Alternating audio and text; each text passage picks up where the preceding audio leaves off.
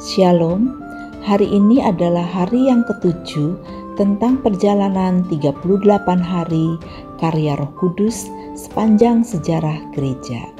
Kali ini kita akan mendengarkan tentang perjalanan spiritual John Wesley yang kita kenal sebagai pendiri gereja Metodis.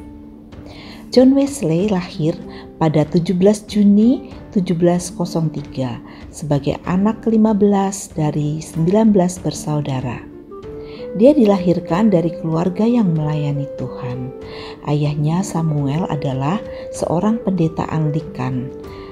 Gereja Anglikan adalah gereja kerajaan di Inggris. Dan dia pun sebagai dosen di Epworth. John Wesley pada usia 5 tahun selamat dari kebakaran rumah orang tuanya. John selamat pada detik-detik terakhir. Oleh sebab itu, ibunya menyebut bahwa John sebagai puntung yang ditarik dari api, mengutip dari Zakaria 3 ayat 2. John Wesley sampai usia 11 tahun belajar secara homeschool. Dia diajar oleh ibunya sendiri yang bernama Susanna Wesley dengan disiplin rohani dan intelektual yang sangat tinggi karena sekolah umum di Inggris pada waktu itu tidak disiplin. Setelah itu dia masuk asrama sekolah lanjutan hingga dia menempuh perguruan tinggi di Oxford University. Dan pada tanggal 19 September 1725 dia ditabiskan menjadi diaken. Lalu dia pun menjadi seorang pendeta bersama adiknya Charles Wesley, juga seorang pendeta.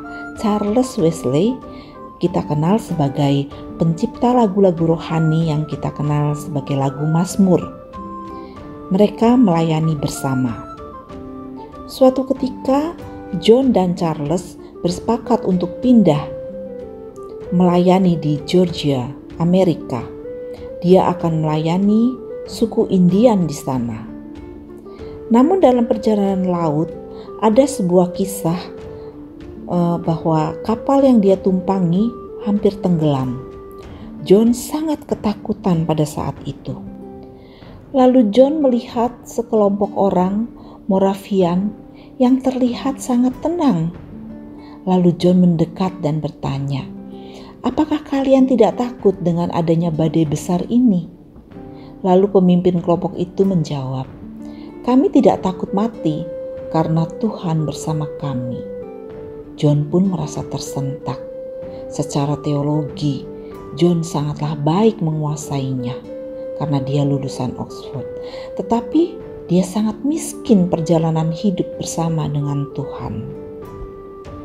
John dan Charles akhirnya melayani di Georgia, Amerika. Namun, terjadi penolakan oleh suku Indian karena politik ras.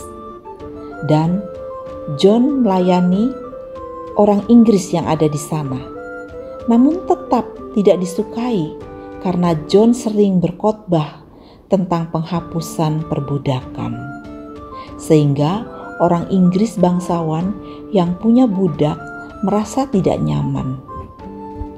Selama 2 tahun di Georgia, John mengalami pelayanan yang tidak mudah dan tidak menyenangkan.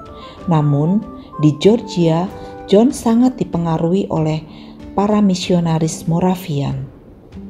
Rasa percaya diri dan komitmen spiritual mereka dalam kesalehan praktis membuat John terkesan. Kemudian, John dan Charles akhirnya kembali ke Inggris. John tetap menjalin hubungan dengan orang-orang Moravian. Dalam salah satu pertemuan mereka di London pada 24 Mei 1738, John mengalami pertobatan sejati atau lahir baru ketika mendengar pembacaan pendahuluan Martin Luther tentang surat Roma yang berbunyi, "Saya percaya pada Kristus, Kristus saja yang memberi keselamatan, dan saya mendapat suatu jaminan bahwa Dia telah mengambil dosa-dosa saya, menyelamatkan saya dari penghukuman dan kematian karena dosa."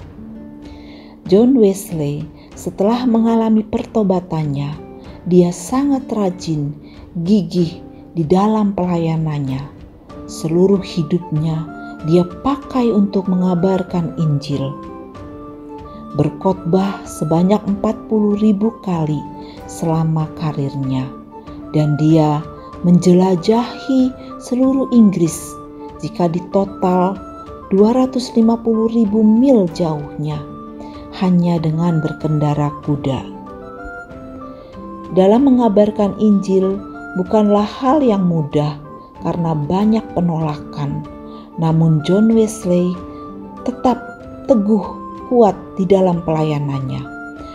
Nah, dari cerita singkat tadi tentang John Wesley, mungkin kita baru tahu bahwa John Wesley baru mengalami pertobatan yang sejati setelah lama dia menjadi pendeta, menjadi hamba Tuhan.